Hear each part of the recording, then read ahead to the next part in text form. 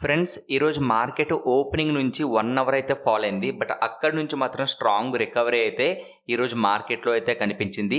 Nifty 24,200 పైన అయితే close అయింది అండ్ సెన్సెక్స్ 78,100 పైన అయితే క్లోజ్ అయింది. సో దీన్ని అయితే మనం పాజిటివ్గా చూడాలి. అండ్ ఈరోజు మార్కెట్స్ రైజ్ అవ్వడానికి కారణం ఏంటి అంటే, మొదటిగా ఆయిల్ ప్రైజెస్ అనేవి డ్రాప్ అవ్వడం.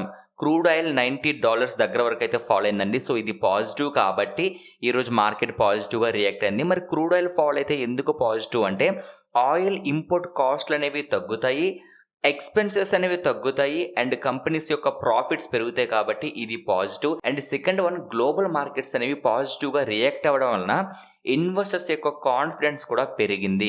అండ్ థర్డ్ వన్, స్ట్రాంగ్గా ఇండియన్ రూపీ అయితే కనిపించిందండి. సో దీనివల్ల ఫారిన్ ఇన్వెస్టర్స్ అయితే దీన్ని అట్రాక్టివ్గా చూస్తున్నారు.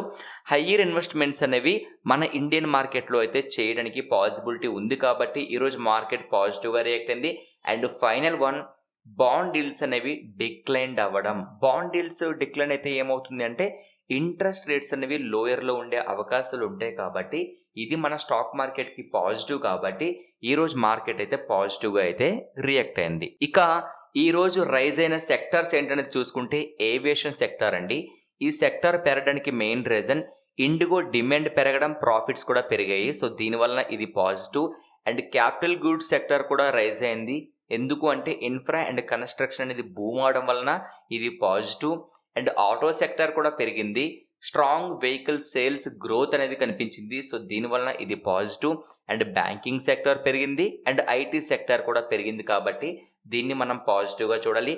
అండ్ ఈ రోజు ఫాల్ అయిన సెక్టార్స్ ఏంటి, మార్కెట్ పాజిటివ్గా రియాక్ట్ అయిన ఈ సెక్టార్స్, ఎనర్జీ సెక్టార్ ఫాల్ అయింది, రియల్టీ సెక్టర్ ఫాల్ అయింది అండ్ ఫైనాన్షియల్ సర్వీసెస్ సెక్టర్ కూడా ఫాల్ అయింది. ఇక ఫ్రెండ్స్, రేపు ఎవరైతే ట్రేడింగ్ చేస్తున్నారో మీరు ఫోకస్ చేయాల్సిన ఇంపార్టెంట్ పాయింట్స్ చెప్తా, గుర్తుపెట్టుకోండి. ఈరోజు మార్కెట్ ఓపెనింగ్లో ఫాల్ అయిన ఒక స్ట్రాంగ్ రికవరీ అయితే వచ్చింది. దీన్ని మనం ఎలా అర్థం చేసుకోవాలి అంటే, బయ్యర్స్ అనేవాళ్ళు మన మార్కెట్లో ఇంట్రెస్ట్గా ఉన్నారు అని చెప్పి అర్థం చేసుకోవాలి. సెకండ్ వన్, ఆయిల్ ప్రైజెస్ అనేవి ఫాల్ అవ్వడం వలన ఈరోజు మార్కెట్ పాజిటివ్గా రియాక్ట్ అయ్యింది. అదే ఆయిల్ ప్రైజెస్ మళ్ళీ పెరిగితే ఇది స్టాక్ మార్కెట్కి నెగిటివ్. సో బ్లైండ్గా మార్కెట్స్ పెరుగుతాయి అని చెప్పేసి ఎవరు ఇన్వెస్ట్మెంట్స్ ఎప్పుడూ చేయకూడదు. అసలు ఏ ఫ్యాక్టర్స్ వల్ల మార్కెట్ పాజిటివ్గా రియాక్ట్ అవుతుంది అన్న డేటా మీరు తప్పకుండా చూడాలి. స్టిల్ వార్ కంటిన్యూ అవుతుంది కాబట్టి మళ్ళీ ఆయిల్ ప్రైజెస్ అనేవి పెరిగితే డెఫినెట్లీ ఇది స్టాక్ మార్కెట్కి నెగిటివ్. ఈ పాయింట్ గుర్తుపెట్టుకోండి. Next, banks, auto, IT stocks అనేవి పెరిగాయండి. సో ఇది కూడా పాజిటివ్. ఇక ఫ్రెండ్స్ చూడండి, స్మాల్ స్టాక్స్ అనేవి స్టిల్ వీక్గా ఉన్నాయి. సో ఇది మనం నెగిటివ్గా కన్సిడర్ చేయాలి. మార్కెట్ స్టిల్ వోల్టాలిటీగానే ఉంది. సో ఎవరైతే ట్రేడింగ్ చేస్తారో కొంచెం జాగ్రత్తగా అయితే ఉండాలి. ఇక ఫ్రెండ్స్, నిఫ్టీ కోసం మాట్లాడుకుంటే చూడండి, నిఫ్టీ ఈరోజు పాజిటివ్గా రియాక్ట్ అయింది. ఫస్ట్ 45 మినిట్స్ అయితే మార్కెట్లో అయితే ఫాల్ కనిపించింది. అక్కడ నుంచి స్లోగా రికవరీ అనేది నిఫ్టీలో కనిపించింది. ఇక రేపు నిఫ్టీలో ట్రేడింగ్ చేసే వాళ్ళు గుర్తుపెట్టుకోవాల్సిన ఇంపార్టెంట్ లెవెల్స్ ఏంటంటే 24,300 అండ్ 24,350. ఇది ఒక 50 పాయింట్స్ ఏదైతే ఉంది, ఇది ఒక జోన్ అండి. ఈ జోన్ పైన నిఫ్టీ సస్టైన్ అవ్వగలిగితే, స్ట్రాంగ్గా ఒక 30 మినిట్స్ 45 మినిట్స్ హోల్డ్ చేయగలిగితే నిఫ్టీని మనం పాజిటివ్గా చూడాలి. అండ్ ప్రైస్ యాక్షన్ మీకు స్ట్రాంగ్గా కనిపిస్తేనే మీరు పాజిటివ్గా కన్సిడర్ చేయాలి. అదే ఓపెనింగ్ పాజిటివ్గా ఓపెనింగ్ ఇచ్చి ఈ జోన్ దగ్గర నుంచి రిజెక్ట్ అయింది, మీకు స్ట్రాంగ్గా డౌన్ సైడ్ ప్రైస్ యాక్షన్ కనిపిస్తుంది అంటే మాత్రం మీరు నిఫ్టీని నెగిటివ్గా చూడాలి. సో ఏదేమైనా సరే 24,350 ఈ లెవెల్ గుర్తుపెట్టుకోండి. ఈ లెవెల్ పైన సస్టైన్ అయితేనే పాజిటివ్. ఆ లెవెల్ దగ్గర నుంచి రిజెక్ట్ అయినా మార్కెట్ ఆ లెవెల్ బిలో ట్రేడ్ అవుతున్నా నెగిటివ్. అండ్ సెకండ్ వన్ అయితే బ్యాంక్ నిఫ్టీ అండి. ఫ్రెండ్స్, బ్యాంక్ నిఫ్టీ కూడా ఈరోజు ఓపెనింగ్ నుంచి 45 మినిట్స్ ఫాల్ అయ్యి అక్కడ నుంచి స్లోగా అయితే అప్ సైడ్ వెళ్ళింది.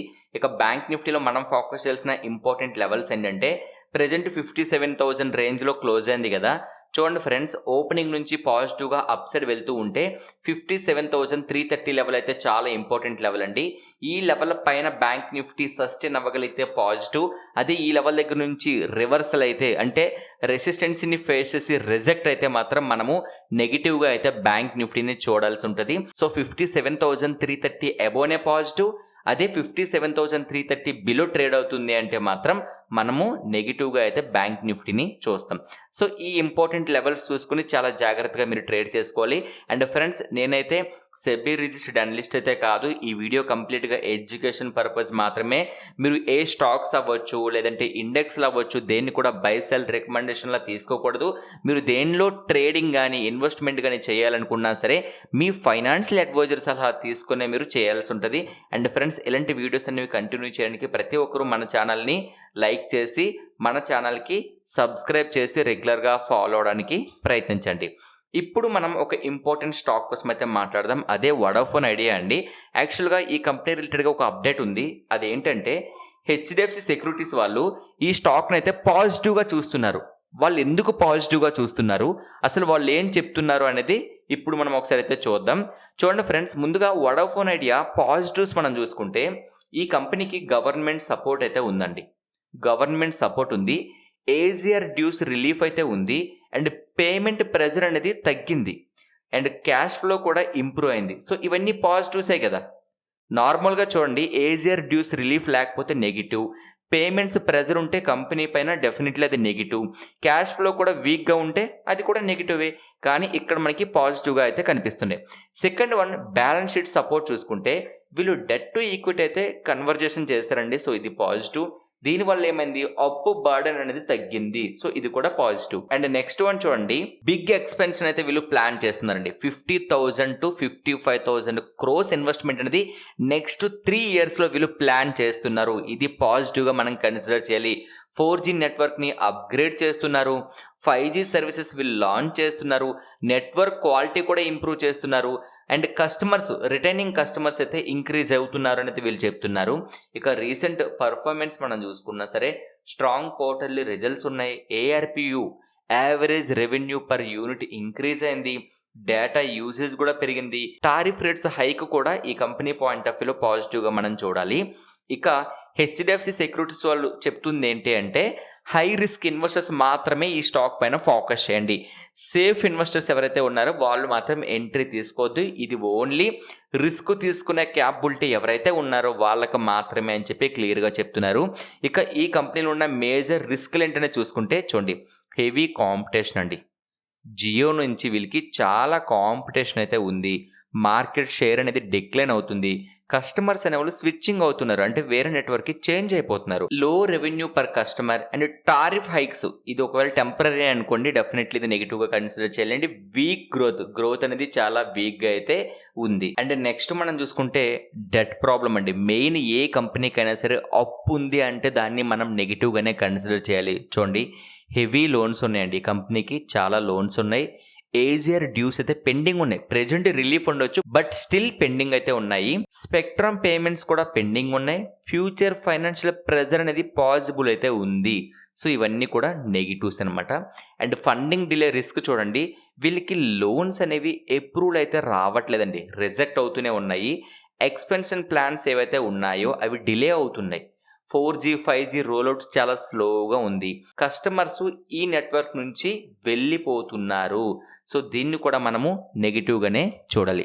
ఇక ఫైనల్గా ఒక్కసారి మనం వడాఫోన్ ఐడియా కోసం మాట్లాడుకుంటే చూడండి, పాజిటివ్స్ ఏంటి, గవర్నమెంట్ సపోర్ట్ ఉంది, బిగ్ ఎక్స్పెన్షన్ వీళ్ళు ప్లాన్ చేస్తున్నారు, అండ్ బ్యాలెన్స్ షీట్ రిలీఫ్ ఉంది, అండ్ రీసెంట్ పర్ఫార్మెన్స్ అయితే బాగుంది. ఇవి పాజిటివ్స్. నెగిటివ్స్ ఏంటి, అప్పు చాలా ఎక్కువ ఉంది, స్ట్రాంగ్ కాంపిటీషన్ ఉంది, లో ఏఆర్పియు ఉంది, ఫండింగ్ డిలే రిస్క్ అయితే ఉన్నాయి. సో ఇవి నెగిటివ్స్ అనమాట. ఇప్పుడు ఎవరైనా సరే వడాఫోన్ ఐడియాలో ఎంటర్ అవ్వాలనుకుంటే ఈ ఫ్యాక్టర్స్ని అర్థం చేసుకొని మీరు కూడా పర్సనల్గా అనాలిసిస్ చేసి మీ ఫైనాన్షియల్ అడ్వైజర్ సలహా తీసుకునే ఎంట్రీస్ అనేవి ప్లాన్ చేయాల్సి ఉంటుంది. బట్ హెచ్డిఎఫ్సి సెక్యూరిటీస్ వాళ్ళైతే రిస్క్ తీసుకునే క్యాపబిలిటీ ఉన్న వాళ్ళకి ఇది ఒక మంచి అవకాశం అని అయితే చెప్తున్నారు. సో ఫ్రెండ్స్, చూసారు కదండి, ఇది ఈరోజు వీడియో. ఈ వీడియో మీకు నచ్చిందా? నచ్చితే లైక్ చేసి ఛానల్ని అయితే సబ్స్క్రైబ్ చేయండి. Thank you so much friends.